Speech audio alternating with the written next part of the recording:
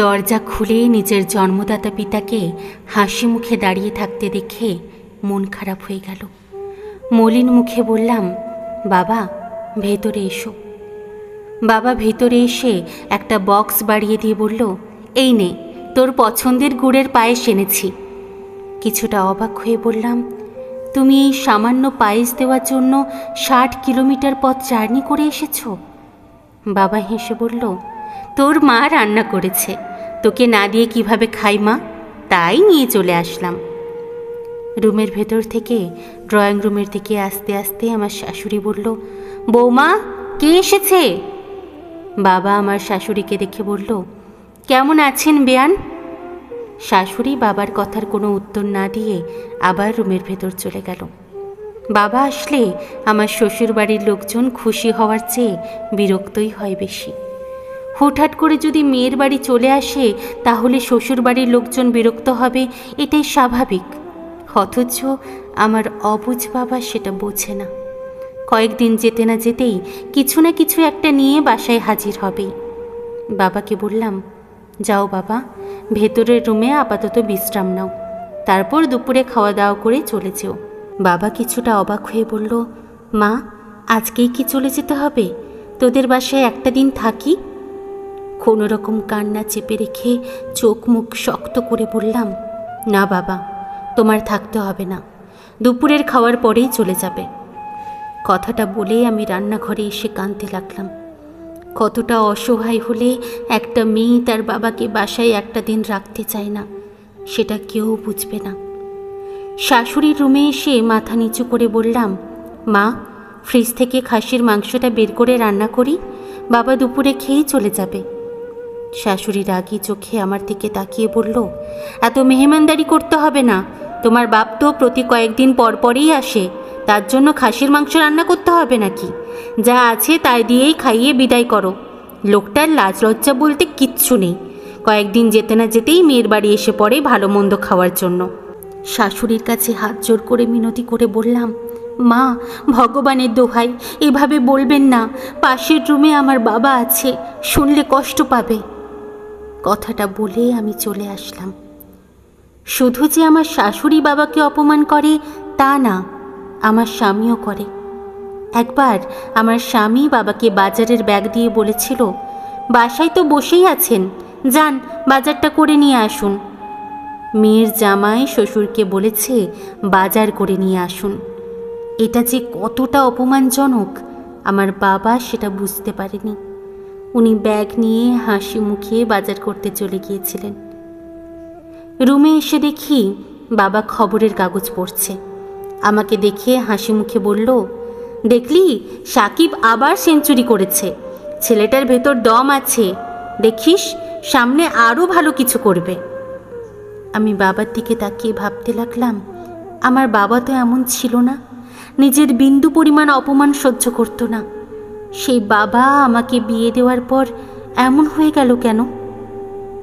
দুপুরে বাবাকে খাওয়ানোর সময় মাছের মাথাটা যখন বাবার প্লেটের দিকে বাড়িয়ে দেব, তখন শাশুড়ি এসে বলল, তুমি জানো না মাছের মাথা ছাড়া আমার ছেলে খেতে পারে না? কোন হিসেবে নিজের বাবাকে মাছের মাথা দিচ্ছ? বাবা তখন শুধু তরকারির ঝোল মেখে খেতে খেতে বলল, তুই এত ভালো রান্না করিস কিভাবে?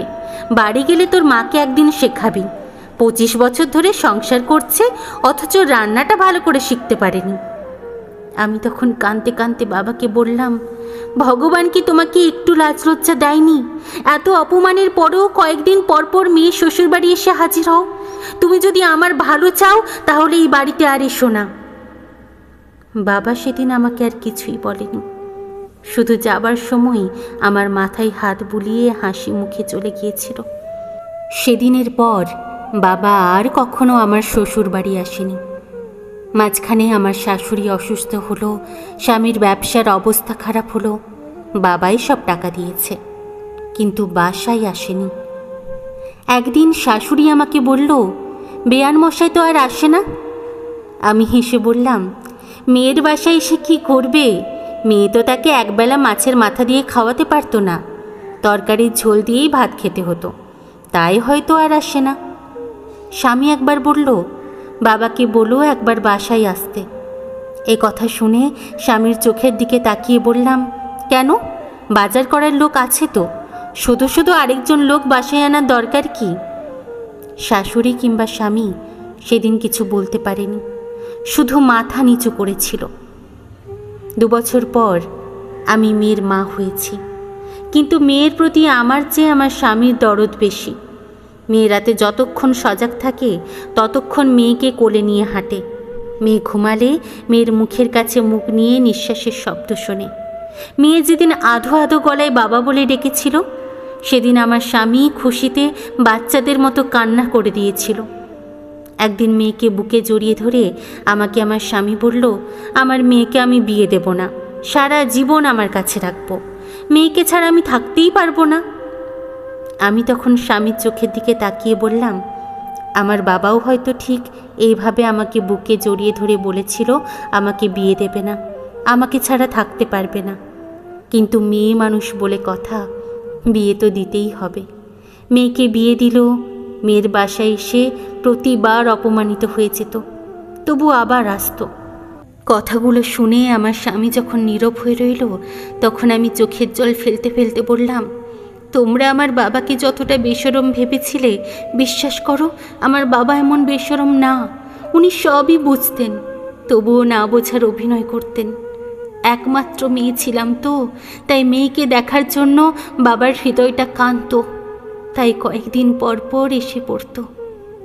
রাতে কান্নাকাটি করে কখন ঘুমিয়েছি জানি না। পরদিন সকালে ঘুম থেকে উঠে দেখি আমার স্বামী লাগেজ গুছিয়ে তৈরি হয়ে বসে আছে। অবাক হয়ে বললাম, কোথাও যাবে নাকি? স্বামী মেয়ের দিকে তাকিয়ে কান্না ভেজা চোখে ও মুখে হাসি নিয়ে বলল, মেয়ের বাবা যেহেতু হয়েছি সেহেতু শ্বশুরের কাছে গিয়ে নির্লজ্জ হবার ট্রেনিংটা নিতে হবে, কারণ একদিন আমাকেও হয়তো অনেক অপমান সহ্য করতে হবে, যেমনটা আমি আমার শ্বশুরকে করেছি। মেয়ের বাবাদের তো আবার লজ্জা থাকতে নেই। আমি আমার স্বামীকে কিছু বলতে পারছিলাম না, শুধু দেখছিলাম আর ভাবছিলাম, মেয়ের বাবা হওয়ার পর নিজের করা ভুলের জন্য কতটা অনুতপ্ত হলে একটা ত্রিশোর্ধ্ব মানুষ বাচ্চার মতো কান্নাকাটি করে। আজকের পর থেকে স্বামীর প্রতি আমার কোনো অভিযোগ নেই, একদম নেই।